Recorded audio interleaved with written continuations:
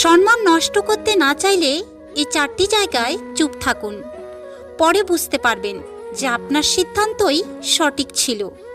Number 1, যখন কেউ আপনার অনুভূতি বোঝে না, আপনার কষ্ট ও মন খারাপের কারণ বোঝার চেষ্টা করে না, তখন তার উপরে ক্ষিপ্ত না হয়ে সেখান থেকে চলে আসুন।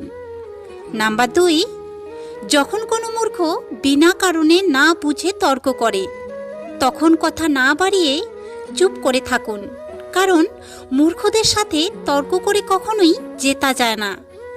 নাম্বার 3, নিজের পারিবারিক ঝগড়ার কথা কখনোই কাউকে বলতে যাবেন না, কারণ অনেকে সেগুলিকে নিয়ে হাসি তামাশা করে আপনাকে খোঁটা দিতে পারে।